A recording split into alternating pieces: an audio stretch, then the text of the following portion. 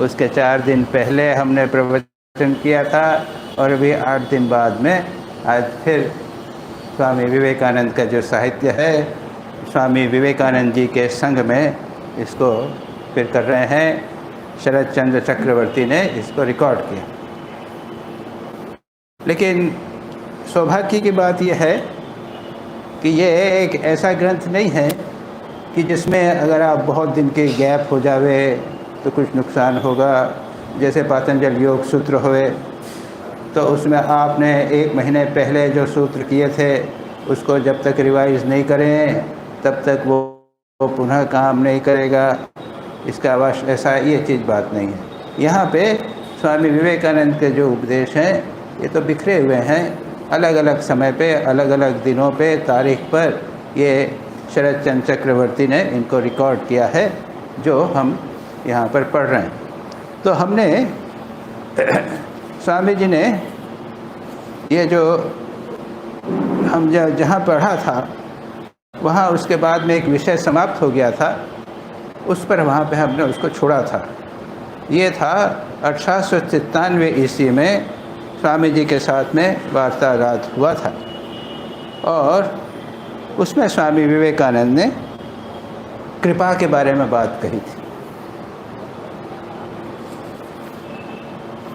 और उसको हमने विस्तार से पूरा एक लेक्चर हमने कि कृपा के संबंध में चर्चा की थी। कृपा क्या होती है, स्वामी जी के क्या है बात, ठाकुर ने क्या कहा है कृपा के संबंध में, तो उसको और हमने ये निश्चित कहा था कि इसको हम रिपीट नहीं करेंगे, पूरा का पूरा एक विषय। अब आगे यहाँ से हम दूसरी बात प्रारंभ करते हैं और ये थोड़ी सी लौकिक बात है, ये आध्यात्मिक कृपा जैसा विषय नहीं है। जो भी हो, हम उसमें भी स्वामी विवेकानंद जिस स्तर पर रहते थे और जो भाव स्वामी विवेकानंद का भाव हमने समझना चाहिए वो सब उसमें हमें प्राप्त करते हैं। बातचीत करते हुए स्वामी जी महाकवि गिरीश चंद्र घोष के भवन में घूमते हुए निकले। तो ये कलकत्ता में है, ये संभवतः बाग बाज़ार में थे। कहाँ थे ये स्वामी जी?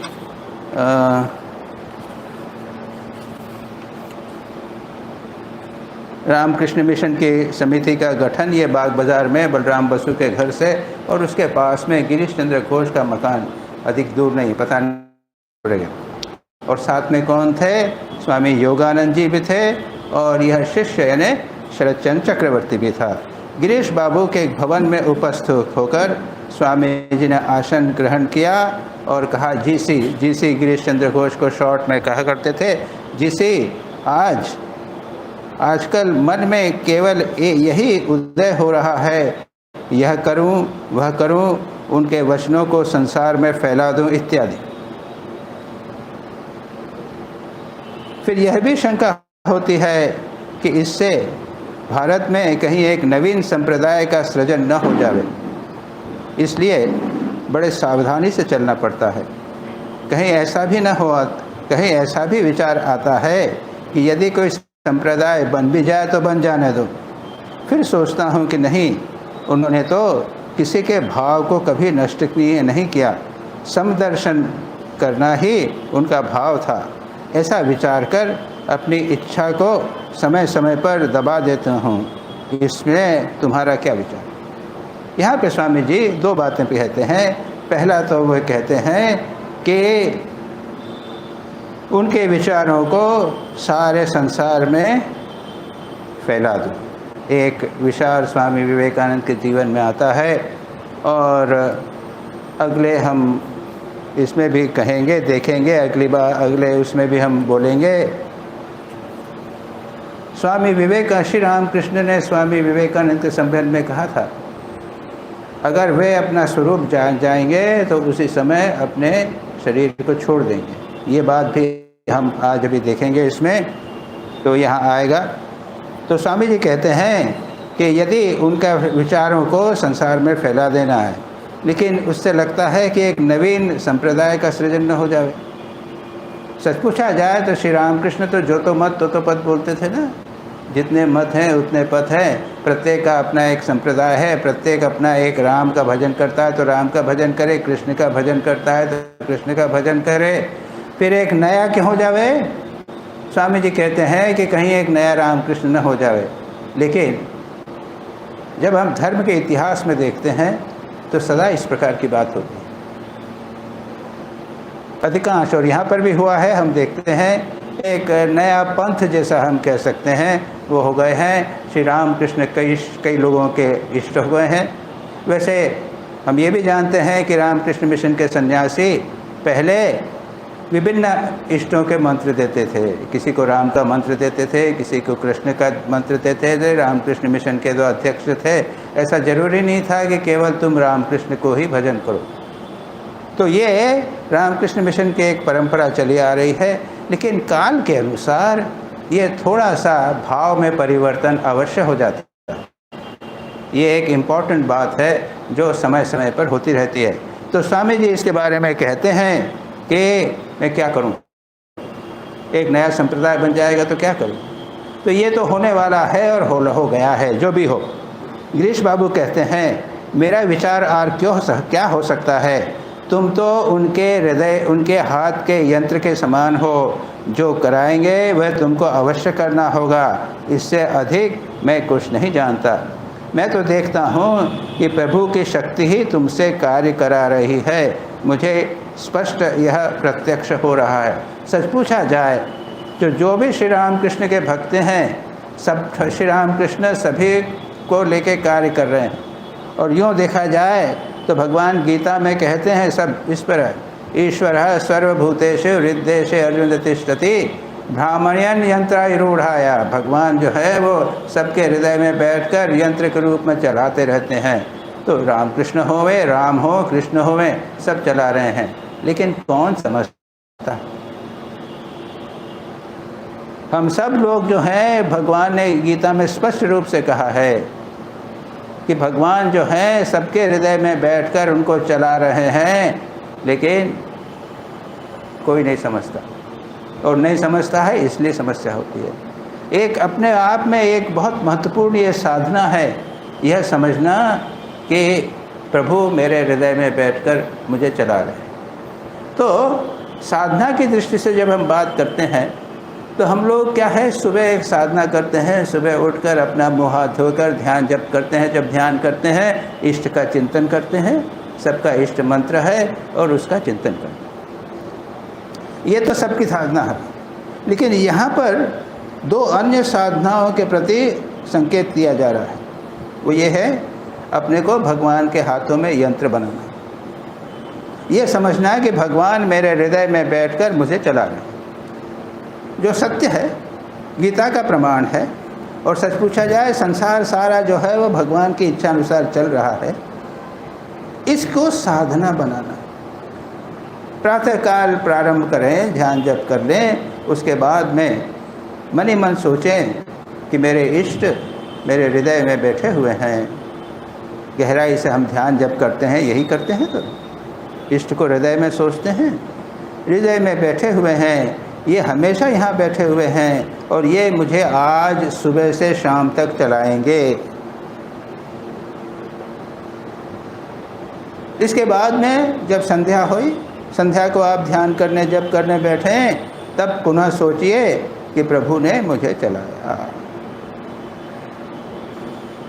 बीच में अगर कोई ध्यान आ जावे, खाना खाते के समय ध्यान आ जावे, थोड़ा आँख बंद करके हम सोचें कि प्रभु मेरे हृदय में बैठे हुए हैं और वे ही मुझे खाना खिलवा रहे हैं, वे सब मुझे चला रहे हैं।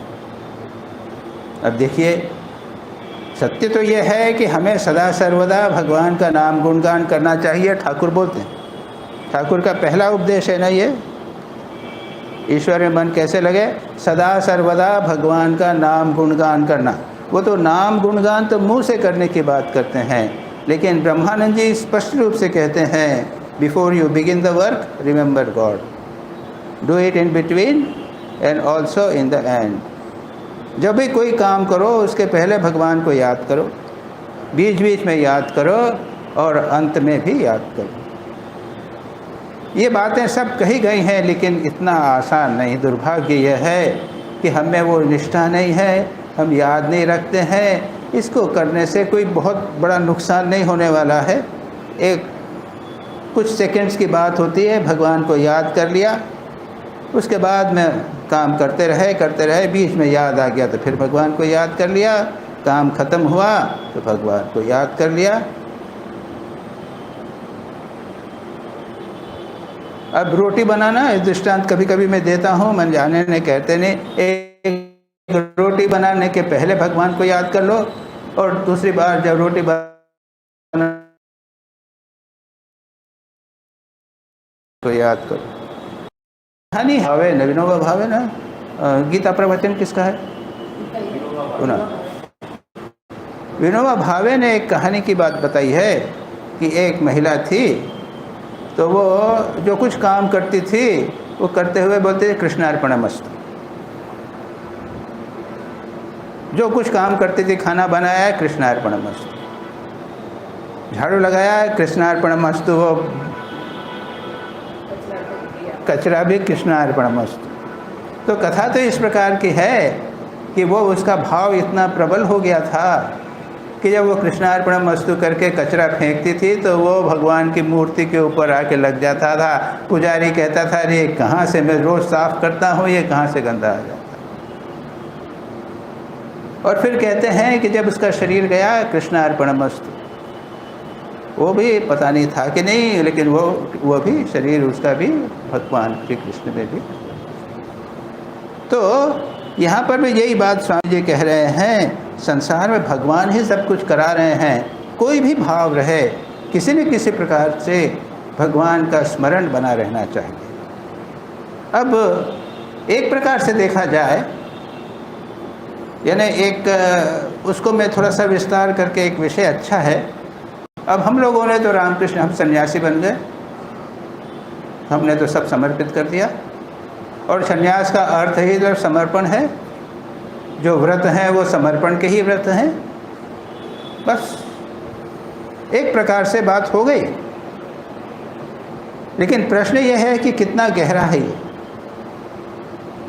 और गहरा होने के बाद में भी हमने तो संन्यास ले लिया है, तब क्या मैं सुबह शाम ये सोचूं कृष्णार्पणमस्तु, रामकृष्णार्पणमस्तु? क्या निरंतर ये सोचूं कि भगवान श्री रामकृष्ण मेरे हृदय में बैठकर मुझे चला रहे हैं? इसका उत्तर ये हो सकता है, हृदय में न बैठे हों तो भी, लेकिन अरे बस सन्यासी है तो सन्यास हो गया तो क्या करेगा? सोचिए तो, उसको तो कुछ काम नहीं, कुछ जिम्मेदारी नहीं, संसार की जिम्मेदारी नहीं है, भगवान का स्मरण नहीं करेगा तो क्या करेगा? यही भाव। और इस दृष्टि से देखा जाए तो सन्यास की बात छोड़ दीजिए, जहाँ तक लौकिक जीवन का प्रश्न है वो भी तो आपका एक प्रकार का जीवन आप व्यतीत कर रहे हैं। जैसे हम एक सन्यासी का जीवन व्यतीत कर रहे हैं, सन्यासी लोग हैं, अलग अलग जिम्मेदारियां ले रहे हैं। उसके बीच में अगर वे भगवत स्मरण कर सकते हैं तो आप सन्यासी गृहस्थ हैं, आप क्यों नहीं कर सकते? ये सारी गीता गृहस्थों के लिए। विनोबा भावे की पुस्तक पढ़ लीजिए, वो गृहस्थों के लिए बताया। निरंतर भगवत स्मरण करना, ये केवल सन्यासी करेंगे और गृहस्थ नहीं करेंगे, ऐसा कोई नियम रामकृष्ण सारे हिंदू धर्म में नहीं है क्या? सारा शास्त्र पढ़ लीजिए, सब गृहस्थों के लिए शास्त्र। गीता तो विशेष करके, और उसमें तो मयि एव मन आधत्स्व मयि बुद्धि निवेशय, मन में मेरा मन मुझ में लगाओ, बुद्धि मेरे में लगाओ। सब जगह वही, पूरी गीता में यही भरा हुआ।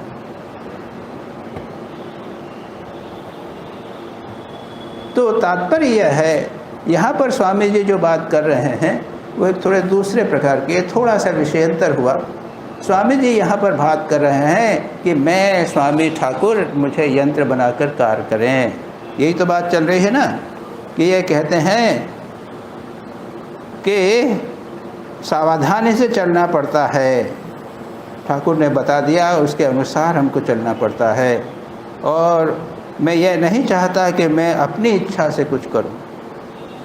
सच पूछा जाए तो उसके बाद स्वामी जी की थोड़ी इच्छा नहीं थी। ठाकुर ने उनको यंत्र बनाया था ना, क्या कहा था स्वामी जी ने? अंतिम समय में स्वामी जी लेटे हुए हैं और ठाकुर को आए, उनके ऊपर बैठ गए, है ना?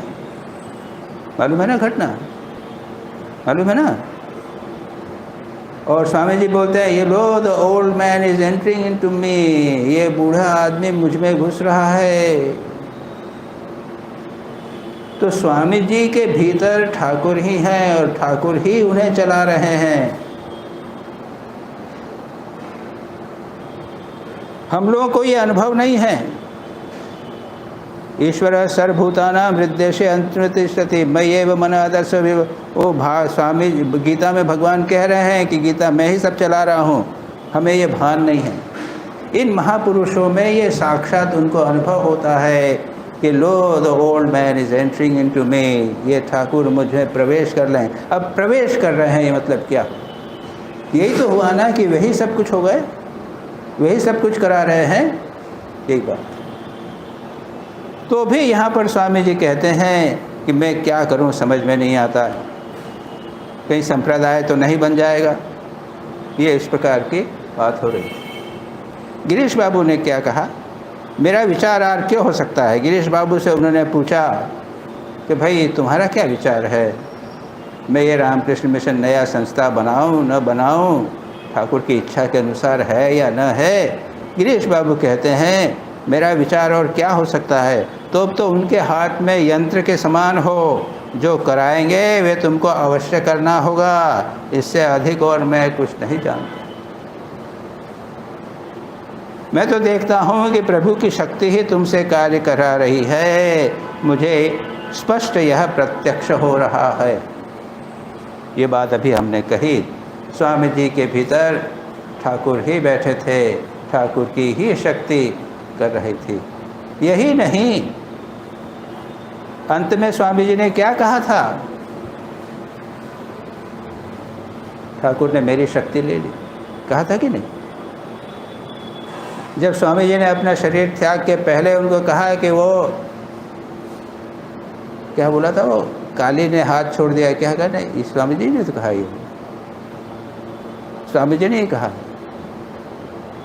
कि मुझ में से शक्ति चली गई है। स्वामी जी ने ही कहा है, काली मेरा हाथ छोड़ दिया है। वो काली और ठाकुर तो एक ही, उन्होंने काली ने मेरा हाथ छोड़ दिया, अब मेरे से काम नहीं। तो ये तो अवतारी पुरुष, ये लोग शरीर थोड़ी काम करता है उनका, उनके भीतर जो परमात्मा शक्ति है, अवतारी शक्ति है, जैसे आप काली कहो या रामकृष्ण कहो या कृष्ण कहो, जो भी कहो, वही सब कार्य करती है। ये समझना बड़ा कठिन, हम असंभव है हम लोगों के लिए, हम क्या समझेंगे इस चीज़ को। ये एक बहुत ऊंचे और भिन्न स्तर की बात होती है। खैर, गिरीश बाबू ने जो बात कहा, स्वामी जी उसका उत्तर कहते हैं। स्वामी जी कहते हैं, और मैं देखता हूँ कि हम अपनी इच्छानुसार कार्य कर रहे हैं। हमको लगता है कि हम इच्छानुसार कार्य कर रहा हूँ, परंतु अपने आपद तथा विपद में, अभाव और दारिद्र्य में भी वे प्रत्यक्ष होकर ठीक मार्ग पर मुझे चलाते हैं। यह भी मैंने देखा है। अत्यंत दुर्बल कठिनाई की अवस्था में स्वामी जी की पड़े थे, खाने को नहीं था, लेकिन विपदगामी तो नहीं हुए स्वामी जी कभी भी। और लोगों ने उनको प्रलोभित किया था। ऐसे में एक महिला ने, बड़ी दुष्ट महिला ने उस प्रलोभित किया था, मानो कि पैसा मैं दूंगी, जो कुछ करना है मैं सब करा दूंगा आपका साथ, था ना। तो वो स्वामी जी कहते हैं, वो प्रत्यक्ष होकर ठीक मार्ग पर मुड़े चलाते हैं, यह भी मैंने देखा है, परंतु प्रभु की शक्ति का कुछ भी अनुमान नहीं कर सका। इतने उच्च कोटि के अवतारी पुरुष, वे भी ठाकुर की शक्ति का अनुमान नहीं कर सकते। अब ये चीज़ें हमारे स्तर की बात ही नहीं होती, ये किस स्तर पर बात कर रहे हैं ये हम नहीं कह सकते। और यही है, स्वामी विवेकानंद ने सारे विश्व को हिला दिया था उस शक्ति से। अमेरिका गए, निरक्षर, अज्ञात, कोई जानता नहीं।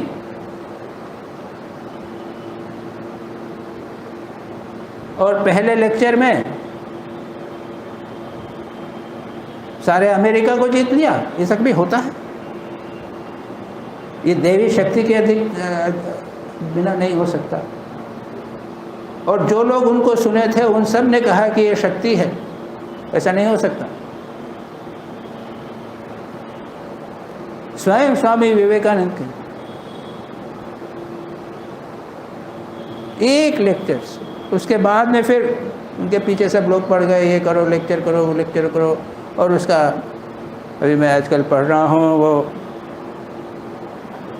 सिस्टर क्रिस्टीन और मैक्लाउड वगैरह, जो उन लोगों ने उनको देखा था, उनको सुना था, वो कहती हैं कि ऐसा लगता था कि स्वामी जी के भीतर एक शक्ति है। चेहरे से लगता था, उनके शरीर से लगता था कि मानो एक शक्ति। तो ये ठाकुर भगवान की शक्ति के बिना ये संभव नहीं हो सकता। परंतु प्रभु की शक्ति का कुछ भी अनुमान नहीं कर सका। गिरीश बाबू कहते हैं, उन्होंने तुम्हारे विषय में कहा था कि सब समझ जाने से ही सब शून्य हो जाएगा, तो फिर कौन करेगा और किससे कराएगा। स्वामी जी कहते हैं ना, मैं तो कुछ समझ नहीं पा रहा हूँ। लगता है, कभी लगता है ठाकुर करा रहे हैं, अवश्य ऐसा लगता है कभी मैं कर रहा हूँ, इसीलिए तो ये शंका उठती है। और गिरीश चंद्र कहते हैं कि अगर ऐसा हो जाएगा, तुम जान जाओगे कि ये भगवान ठाकुर करा रहे हैं, तुम नहीं कर रहे हो, तो फिर कौन कराएगा, तो फिर कौन करेगा और कौन कराएगा। एक बार जान लिया तो समस्या हो गई। ये ईश्वर सर्वभूत देश अर्जुन तिष्ठति ब्राह्मणयन, ये जानना ही तो जीवन का लक्ष्य है।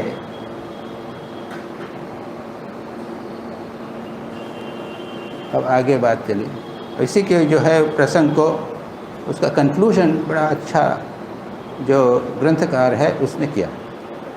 ऐसा वार्तालाप होने के पश्चात अमेरिका के प्रसंग पर बातें होने लगी। गिरीश बाबू ने स्वामी जी का ध्यान अन्य प्रसंग में ले जाने के लिए अपनी इच्छा से ही इस प्रसंग का आरंभ किया। गिरीश बाबू ने देखा है कि स्वामी जी अभी प्रभु की बात कर रहे हैं, क्या कराएंगे प्रभु ये। अरे बाबा, यहाँ इसको ज़्यादा नहीं ठहरना है, नहीं तो ये अपने को समझ जाएंगे और सब मामला गड़बड़ हो जाएगा। इसलिए इस प्रसंग का आरंभ किया, ऐसा मेरा अनुभव है। ये शिष्य चंद्रशेखर चक्रवर्ती बोल रहे हैं। ऐसा करने का कारण पूछने पर गिरीश बाबू ने दूसरे समय मुझसे कहा था, श्री गुरु के श्री मुख से सुना है, इस प्रकार के विषय का वार्तालाप करते करते यदि स्वामी जी को संसार वैराग्य या ईश्वरोद्दीपना होकर अपने स्वरूप का एक बार दर्शन हो जाए, अर्थात वे अपने स्वरूप को पहचान जाएं, तो एक क्षण भी उनका शरीर नहीं रहेगा। तो ये गिरीश बाबू को याद था, और उसके बाद में उन्होंने ये चंद्रशेखर चक्रवर्ती को इस बात की बात कही थी, शरद चंद्र चक्रवर्ती को कहा था। इसलिए मैंने देखा कि स्वामी जी के सन्यासी गुरु भाइयों ने जब जब उनको 2400 घंटे श्री गुरुदेव का प्रसंग करते हुए पाया, तब अन्यान्य प्रसंगों में उनका मन लगा दिया। अब अमेरिका के प्रसंग में स्वामी जी तल्लीन हो गए, बात बदल दिया है कि अच्छा ये तुम्हारे विषय में जब क्या कहा है। अमेरिका की बातें होने लगी, वो कहने लगे, वो तल्लीन हो गए, वहाँ की समृद्धि तथा स्त्री पुरुषों का गुणानुवाद करने लगे और उनके भोग विलास इत्यादि की नाना कथाओं का वर्णन करने लगे, जिसका थोड़ा सा प्रसंग हमको स्वामी विवेकानंद के साहित्य में इधर उधर कुछ प्राप्त हुआ। तो इस प्रकार से ये परिच्छेद 9 जो है वो समाप्त हुआ। उसका थोड़ा सा पोर्शन जो बचा हुआ था हमने आज उसको किया। बड़ा अच्छा था, रोचक प्रसंग था। और वहाँ पर पहले कृपा की चर्चा कर रहे थे, तो मैंने सोचा था कि ये कृपा के साथ में इसको मिलाना ठीक नहीं। परिच्छेद 10 ये कलकत्ता में कहाँ का है? ये बाग बाज़ार में ही है। स्वामी जी हैं और अविषय दूसरा, कोई बात नहीं। स्वामी जी ऋग्वेद का सायन भाष्य शिष्य को पढ़ा रहे हैं। किसी धनी के घर से मैक्स मूलर के प्रकाशित किए हुए ऋग्वेद ग्रंथ के सब भाग लाए गए हैं। ओहो, दुर्भाग्य मैं भूल गया। गिरीश में मैक्स मूलर का मैंने सब लिख रखा था, लाया था मैं मैटर, वो पेपर रह गया, कोई बात नहीं। मैक्स मूलर, जब हम पढ़ते हैं उसकी जीवन, अभी देखेंगे हम उसको, प्रकाशित हुए ऋग्वेद ग्रंथ के सब भाग लाए गए। मैक्स मूलर ने sacred books of the east किताब सुना, आप नाम सुना है, यहाँ लाइब्रेरी में है, 50 वॉल्यूम मैक्स मूलर ने छपवाए। संस्कृत के विद्वान थे, इंडोलॉजिस्ट, फिलोलॉजिस्ट यानी भाषावेद, पता नहीं कितनी भाषाएं जानते थे। पाप। और स्वामी जी उनसे मिले थे। स्वामी जी बड़े, अभी हम पढ़ेंगे इसको, स्वामी जी उनसे मिले थे। उन्होंने कहा भी था कि आप आइए, बूढ़े हो गए थे उस समय, आप आइए। उन्हें भारत आने की बात कही थी। किसी धनी घर से मैक्स मूलर के प्रकाशित किए हुए ऋग्वेद ग्रंथ के सब भाग लाए गए। प्रथम तो ग्रंथ नया, जिस पर वैदिक भाषा कठिन होने के कारण अनेक स्थानों पर शिष्य अटक जाता था। ये एक तो संस्कृत और वैदिक संस्कृत अत्यंत कठिन, अत्यंत कठिन।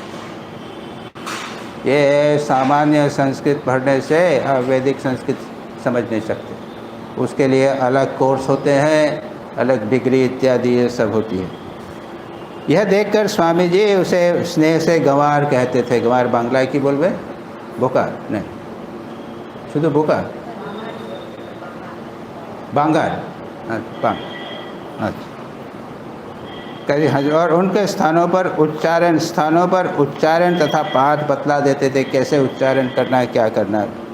वेद के अनादित्व को प्रमाण करने के निमित्त सायणाचार्य ने जो अद्भुत युक्ति कौशल प्रकट किया है, उसकी व्याख्या करते समय स्वामी जी ने भाष्यकार की बहुत प्रशंसा की और कहीं कहीं प्रमाण देकर उन पदों के गूढ़ार पर अपना भिन्न मत प्रकट करके सायन को भी कटाक्ष किया। यहाँ पर ये, वहाँ पे उसमें ये डिस्क्रिप्शन है, यहाँ पर ये बोला है कि वेद जो है वो अनादि हैं। तो वेद से हमको ये लगता है कि ये ग्रंथ है ना, ऋग्वेद, यजुर्वेद, चारों वेद, सामवेद, अथर्ववेद। यहाँ पे केवल ऋग्वेद की बात हो रही है। सायणाचार्य अपने ये इन्होंने मैक्स मूलर ने ऋग्वेद को महत्व दिया था, इम्पोर्टेंट किया था, उसकी चर्चा वाश कर। अब वेद का अर्थ है, यहाँ पे कहते हैं अनादि। अरे ये तो ग्रंथ है, कभी न कभी बना होगा, ये नहीं। वेद से विद शब्द लीजिए, विद यानी जानना या जो भी हो, और उससे जब करते हैं तो वेद की और व्याख्या करते हुए आता है। वेद का अर्थ होता है शब्द। एक वेद शब्द ही तो है ना। उसमें विस्तार से किया, उसमें व्याख्या करते हुए क्या, वेद शब्द का अर्थ है शब्द। और शब्द का अर्थ क्या है? ध्वनि।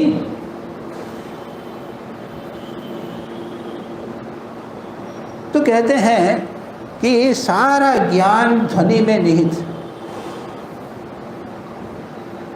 वो कहते भी हैं तो कि संसार की जगत की सृष्टि जब हुई तब वो ओम हुआ।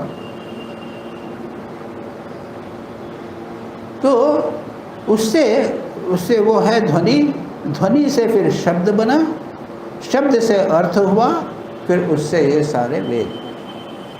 तो ये तो बहुत दूर की बात है कि जब एक ग्रंथाकार के रूप में हो।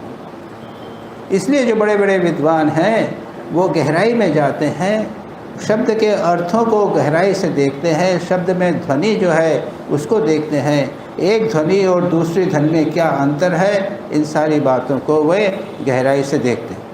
तो स्वामी जी ने यहाँ पर जो संक्षेप में कहा है, मैंने थोड़ा सा जो मैंने पढ़ा उसको मैंने आपको बताया।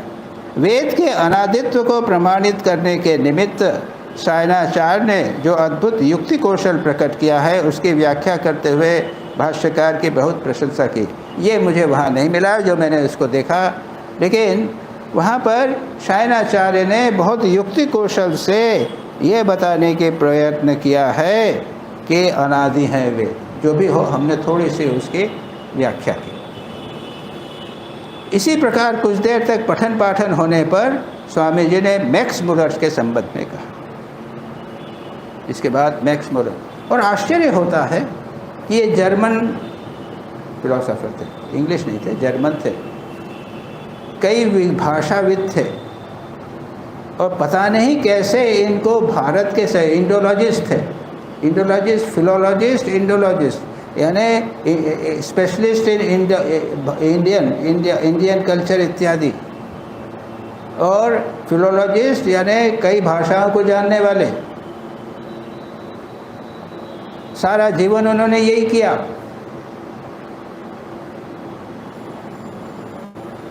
उन्होंने किसका, ऋग्वेद का ट्रांसलेशन किया, 15 साल ट्रांसलेशन, और 15 साल उसको छपवाने में, 15-10 साल छपवाने में, इस प्रकार का सारा जीवन उन्होंने इसमें। अब देख लीजिए, ऐसे विद्वान भारत में हो सकते हैं क्या?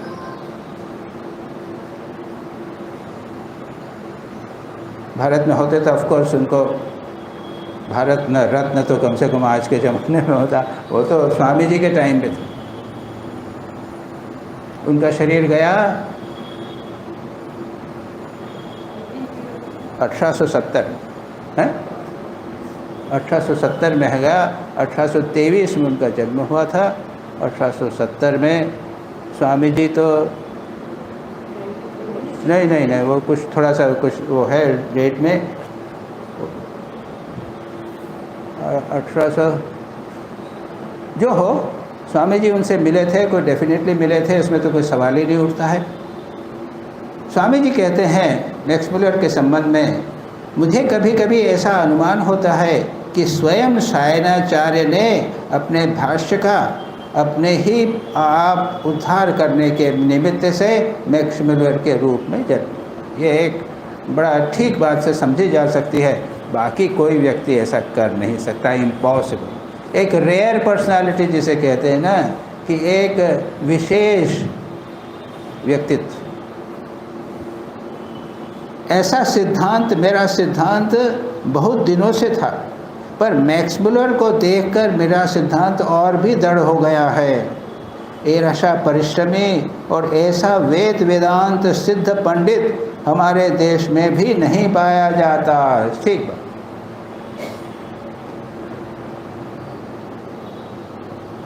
इसके अतिरिक्त श्री रामकृष्ण पर भी उनकी कैसी गंभीर भक्ति थी। उन्होंने लाइफ लिखी है ना श्री रामकृष्ण की,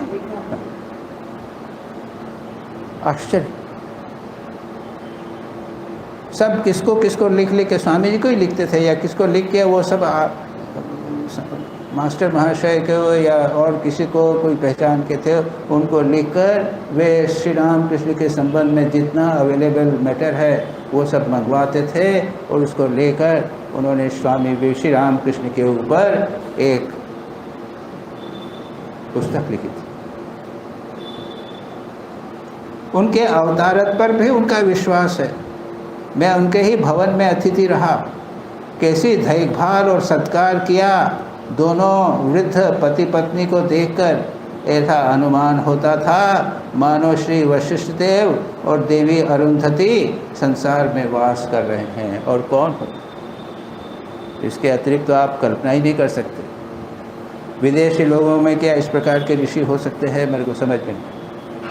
भारत में ही इस ऋषियों की ऐसी परंपरा चलती है। ईसा वहाँ तो विदेशों में तो क्राइस्ट के होने के बाद में सेंट फ्रांसिस ऑफ असिसी और भी दूसरे कुछ सेंट्स हुए हैं, ये हुए अवश्य। फिर बाद में कहते हैं मुझे विदा करते समय वृद्धों के आँखों से आंसू टपकने लगे। क्यों न टपके, क्यों न टपकेंगे? श्री राम कृष्ण के अंतरंग शिष्य और श्री राम कृष्ण पर उन्होंने जीवनी लिखी, क्यों न ऐसा भाव हुआ। शिष्य ने कहा, अच्छा महाराज, ये शिष्य कुछ इधर उधर की बात थोड़ी सी उठाते हैं, थोड़ा सा बात चलती है। अच्छा महाराज, यदि शायद ही मैक्सपुलर हुए तो पवित्र भूमि भारत को छोड़कर उन्होंने म्लेच्छ बनकर क्यों जन्म लिया? अब ये भी कोई विषय है, यानी कहाँ बात चल रही है और उसको वो कहाँ पे उठा कर लेके आए।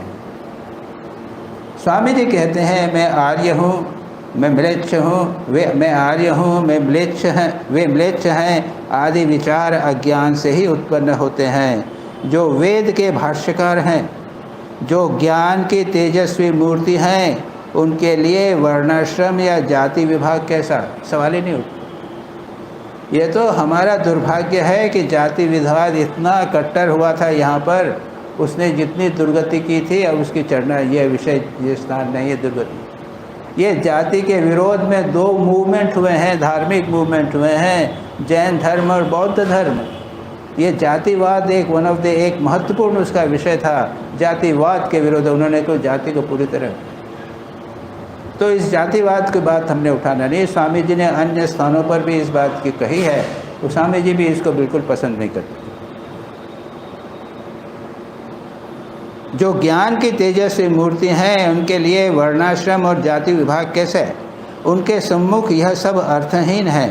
जीव के उपकारार्थ वे जहाँ चाहें जन्म ले सकते हैं। और हम देखते हैं दक्षिण भारत में और अन्य स्थानों पर भी, और भी लोग जाति के अंदर से बहुत सारे संतों का, उच्च कोटि के संतों का जन्म हुआ है। विशेषकर जिस देश में विद्या और धन दोनों हैं, वहाँ जन्म नहीं लेते तो ऐसा बड़ा ग्रंथ छापने का व्यय कहाँ से आता? ये तो सोचो, प्रैक्टिकल बात भी तो है। स्वामी विवेकानंद अमेरिका में जाकर प्रचार नहीं करते तो यहाँ उनको कौन पूछता?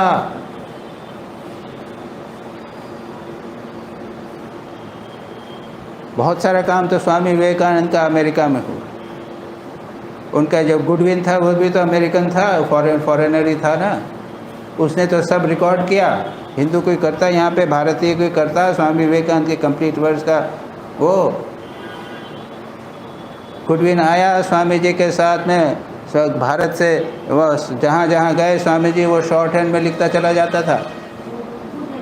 है गुडविन तो मैंने क्या बोला है? गुडविन तो बोला है। तो ये कैसे मिलते? ये स्वामी, यहाँ तो कुछ नहीं होता स्वामी जी का। स्वामी जी ने स्वयं कहा था कि मैं विदेश जाऊँगा, यहाँ पे कुछ नहीं होगा, बिना उसके जाने कुछ नहीं होगा।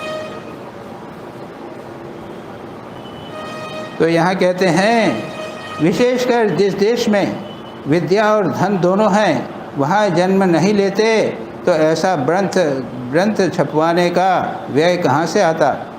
क्या तुमने नहीं सुना कि ईस्ट इंडिया कंपनी ने इस ऋग्वेद के छपाने के लिए 9 लाख रुपए नगद दिए थे? क्या कल्पना कर सकते हैं आप? ईस्ट इंडिया कंपनी, जब उस समय तो भारत का अंग्रेजों का राज, उस समय ईस्ट इंडिया कंपनी बोलते हैं ना, यानी सरकार ने दिए 9 लाख रुपये। अब आज की तुलना कर सकते हैं कुछ? उस जमाने में 150 वर्ष पहले, बाप रे, ये मैक्स मुलर को ईस्ट इंडिया कंपनी दे रही। ये क्या ईश्वरी कृपा और ईश्वर की का खेल के बिना वो समझ में नहीं आता। परंतु उससे भी काम पूरा नहीं हुआ। यहाँ के भारत के सैकड़ों वैदिक पंडितों को मासिक वेतन लेकर इस कार्य में नियुक्त किया गया था। विद्या और ज्ञान के निमित्त इतना व्यय और ऐसी प्रबल ज्ञान की तृष्णा वर्तमान समय में क्या किसी ने इस देश में देखी है? मैक्स मुलर ने स्वयं ही भूमिका में लिखा है कि वे 25 वर्ष तक केवल इसको लिखने में ही लगे रहे, ये मैंने भी पढ़ा, और छपवाने में 20 वर्ष लगे। 45 वर्ष तक एक ही पुस्तक लगे रहना क्या साधारण मनुष्य का कार्य है? इसी से समझ लो कि मैं क्यों उन्हें स्वयं सायन कहता हूँ। तो ये मैक्स मुलर एक सचमुच एक महान व्यक्ति थे, और इसके बारे में छोटी मोटी बातें और में मैंने कुछ इकट्ठी की है। विवाहित थे, लेकिन उनकी जो ये तो आया ना, स्वामी जी तो गए हैं, उनके से उनकी पत्नी से भी मिली हैं, और सारा जीवन उन्होंने भारत के लिए किया था। भारत की आँख विचार करके उनकी आँखों में आंसू आ जाया करते थे। तो आज हम यहीं पर रुके। शायन की चर्चा मैं और बाद में करना चाहता हूँ। इसके बाद में मैक्स मुलर के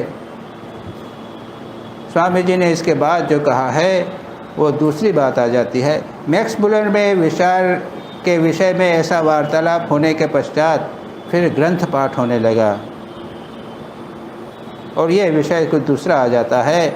वेद का आश्रय लेकर ही सृष्टि का विकास हुआ, जो अभी बात कही, यह जो शायन का मत है, स्वामी जी ने नाना प्रकार से इसका समर्थन किया और कहा, अभी जो बात हुई, वेद का अर्थ अनादि सत्यों का समूह है। वेद का अर्थ कोई ग्रंथ नहीं है, सत्यों का समूह है। वेद के ऋषियों ने इन सत्यों को प्रत्यक्ष किया। तो ये जैसे है कि वो आइंस्टाइन ने एक E/mc² किया, न्यूटन ने एक फॉर्मूला लगाया, तो ये ऋषि हैं, इन्होंने कुछ वैज्ञानिक सत्यों का आविष्कार किया। उसी प्रकार से ऋषियों ने इस सत्यों का, जो और भी सत्य हैं, उनका आविष्कार किया। संसार के संबंध में, हृदय के संबंध में, मन के संबंध में, आध्यात्मिक जीवन के संबंध में जो सिद्धांत हैं, उनका उन्होंने आविष्कार किया। अतीन्द्रिय दृष्टि के साधारण दृष्टि से ये सत्य प्रत्यक्ष नहीं होते। ये अतीन्द्रिय दृष्टि के हैं, ये सुपर कॉन्शियस एक्सपीरियंसेस हैं। ये साधारण दृष्टि से सामान्य हम लोग सोचेंगे और हमसे हो जाएगा, ये नहीं हो सकता। उसके लिए क्या है, इसी से वेद के ऋषि का अर्थ मंत्रार्थदर्शी है। वे मंत्र के अर्थ को जानते हैं, यज्ञोपवीतधारी नहीं। केवल यज्ञोपवीतधारी हो गया, ब्राह्मण हो गया, वो ऋषि नहीं होता। मंत्र के अर्थों को ज्ञान करने वाला होता है। ब्राह्मण आदि जाति विभाग वेद के बाद हुआ था। ये बहुत महत्वपूर्ण बात समझ। वेदों में ब्राह्मण, क्षत्रिय, वैश्य, शूद्र कुछ नहीं, वहाँ प्रिंसिपल्स है। मांडुक्य में क्या है?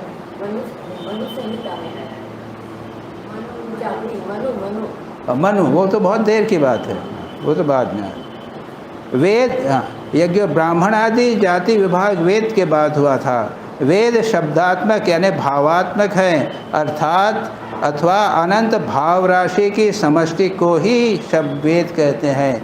भाव कहिए, आइडियाज़ कहिए, इंटेलेक्ट, बुद्धि कहिए, ये जो हमारे दिमाग में बहुत सारी बातें भरी हुई हैं ना, वो मानो भाव हैं, बुद्धि है, इंटेलेक्ट है। और ये जब एक कॉस्मिक दृष्टि से, अतीन्द्रिय दृष्टि से सबसे जा सकता है, सारा जगत में कुछ भाव विद्यमान हैं, उस दृष्टि से जब सोचा जाता है तब उसको भावात्मक कहते हैं। ये दुर्भाग्य यह है कि हम सदा एक दूसरे नीचे निम्न स्तर पर रहते हैं और उसको समझने में आजकल हमारे समझने की क्षमता ही कम होती गई है।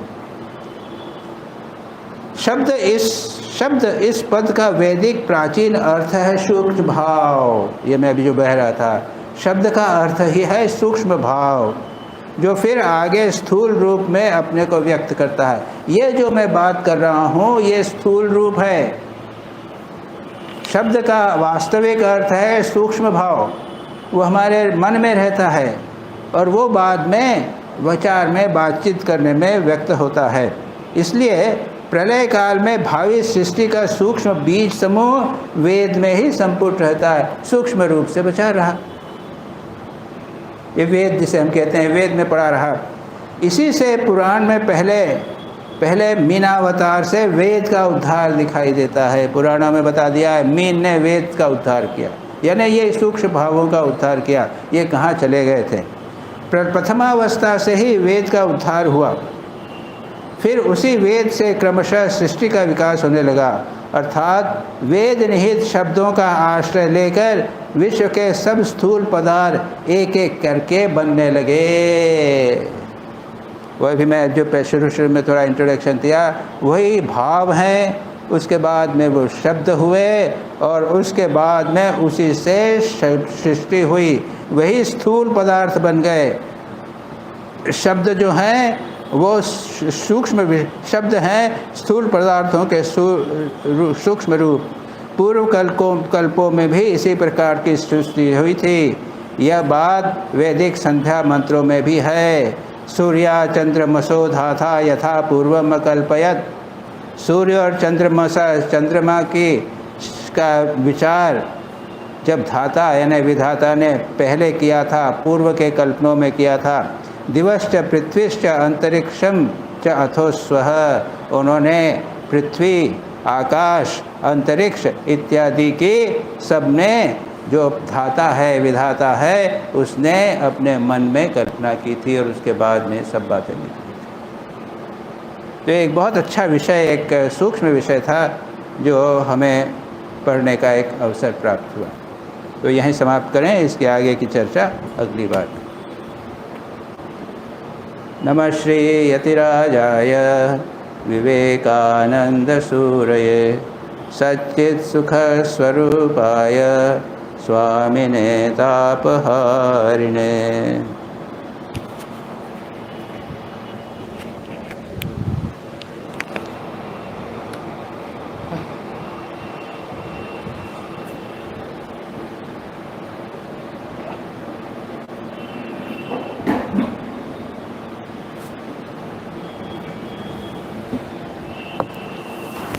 मैं तो किसी तरह मना रहा था कि किसी तरह कट जाए, अब तो पता फिर चालू हो गए हैं। चलो, ये आप बैठे थे इनके कारण।